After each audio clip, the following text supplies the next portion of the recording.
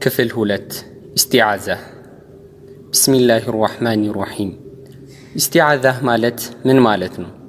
ኢስቲዓዛ ማለት በአረብኛ ቋንቋ ጥበቃ መፈለግ ማለት ሲሆን በተጅዊድ ምሁራኖች ገለጻ ደግሞ ከአላህ እዝነት ከተባረረው እርጉም ከሆነው ሰይጣን በአላህ መጠበቅ ወይንም ጥበቃ መፈለግ ማለት ነው።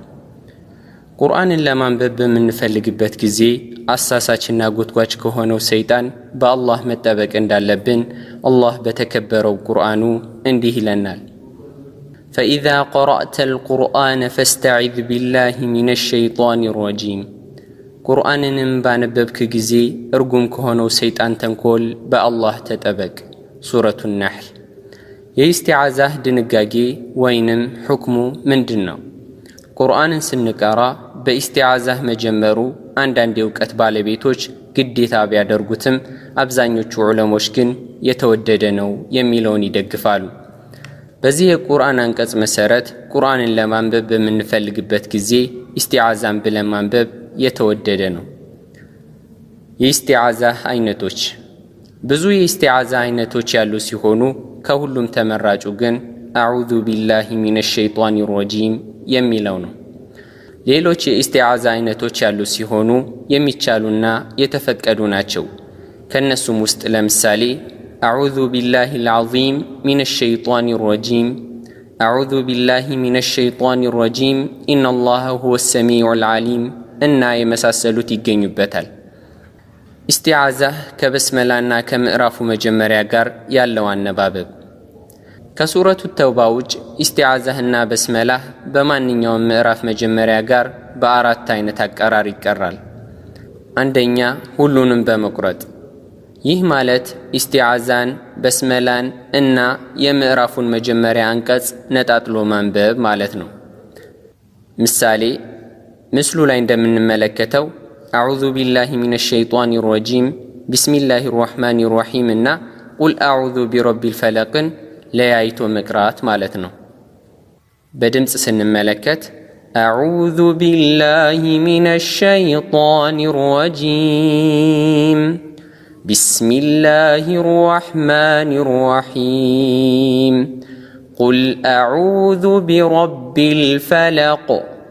በዚህ መልኩ ሶስቱን ነጣጥሎ ማንበብ። በዚህ አይነቱ አቀራር መቅራት የተወደደ ነው። ሁለተኛ ሁሉንም ማያያዝ። ይህ ማለት ኢስቲዓዛን፣ በስመላንና የምዕራፉን መጀመሪያ አንቀጽ በአንድ ትንፋሽ አያይዞ ማንበብ ማለት ነው።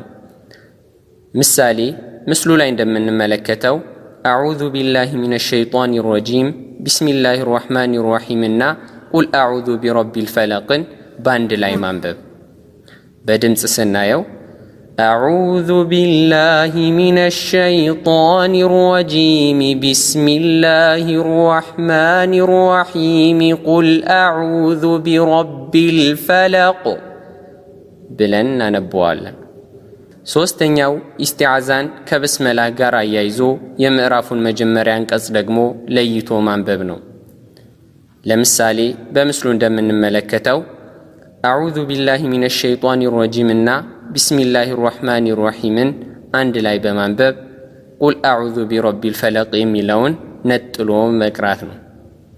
በድምፅ ስናየው አዑዙ ቢላሂ ሚነሽ ሸይጣኒር ረጂም፣ ቢስሚላሂር ረህማኒር ረሂም ብለን ከተነፈስን በኋላ ቁል አዑዙ ቢረቢል ፈለቅ ብለን እንቀጥላለን ማለት ነው።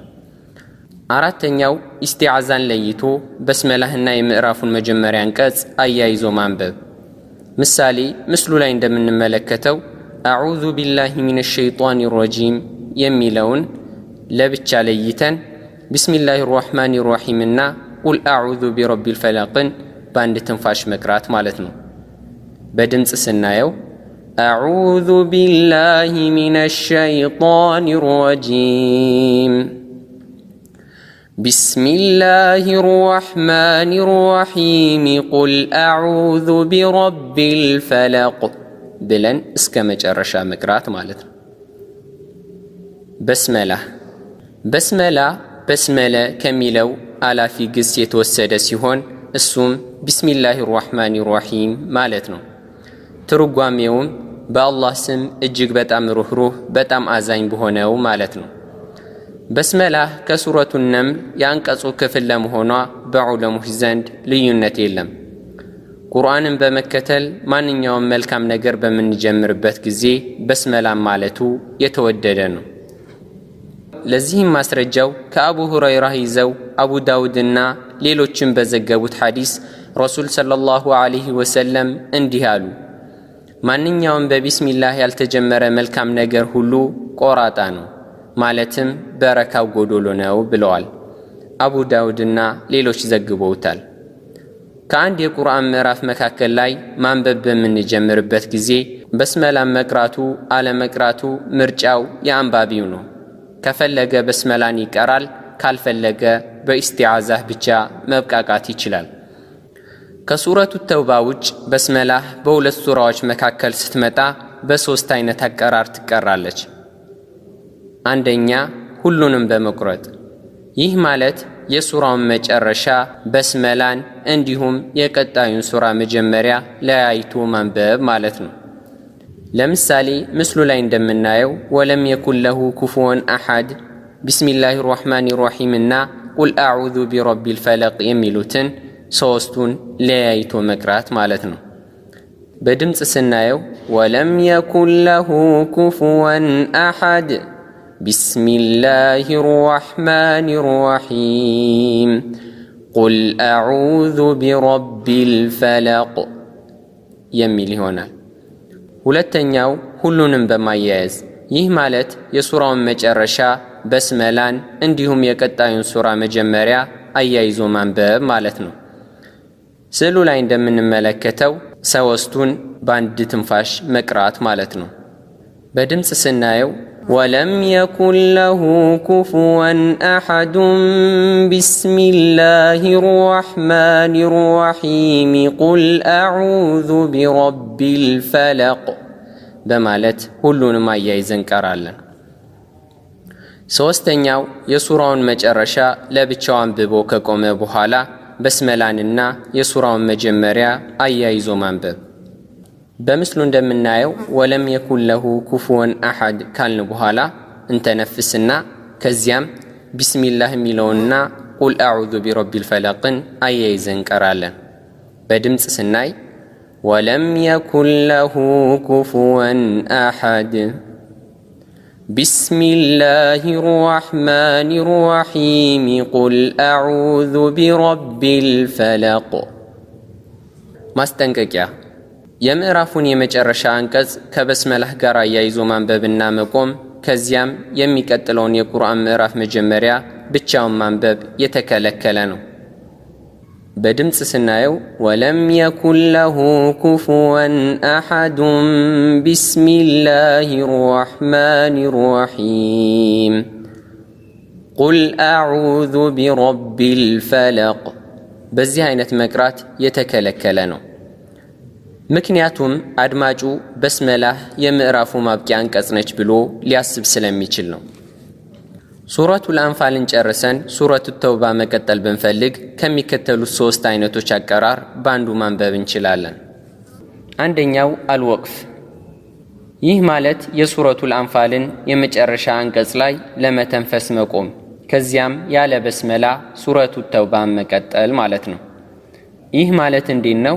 ኢነላሃ ቢኩሊ ሸይኢን ዓሊም ብለን ከቀራን በኋላ እንተነፍስና በራአቱ ሚነላሂ ብለን ቀጥላለን ማለት ነው።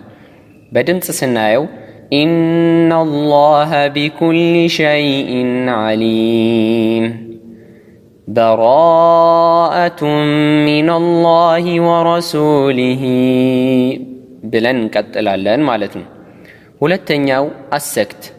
ይህ ማለት በሱረቱል አንፋል መጨረሻ አንቀጽ ላይ ሳንተነፍስ ትንሽ ዝም ካልን በኋላ ሱረቱ ተውባ የመጀመሪያ አንቀጽ ጋር ያለ በስመላህ ማያያዝ ማለት ነው። ይህ ማለት እንዴት ነው?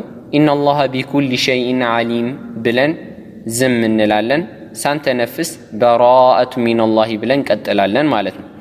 በድምፅ ስናየው ኢነላሃ ቢኩሊ ሸይኢን ዓሊም በራአቱን ሚነላሂ ወረሱሊሂ። በዚህ መልኩ እንቀጥላለን ማለት ነው። ሶስተኛው የሱረቱል አንፋልን የመጨረሻ አንቀጽ ከሱረቱ ተውባ የመጀመሪያ አንቀጽ ጋር አያይዞ ማንበብ። ይህ ማለት እንዴት ነው? ኢነላሃ ቢኩሊ ሸይኢን ዓሊም የሚለውና በራአቱን አያይዞ ማንበብ ማለት ነው። በድምፅ ስናየው ኢነላሃ ቢኩሊ ሸይኢን ዓሊሙን በራአቱን ሚነላሂ ወረሱሊህ ብለን መቀጠል ማለት ነው። እነዚህ ሶስት የንባብ አይነቶች የሚቻሉና የሚፈቀዱ ናቸው። በአላህ ፍቃድ ይቀጥላል። በአቡ ዒያድ ተዘጋጅቶ በኢኽላስ ቲዩብ የቀረበ ትምህርቱን ለሌሎች ሼር በማድረግ ተደራሽነቱን እናስፋ። ወሰላሙ ዓለይኩም ወራህመቱላሂ ወበረካቱ።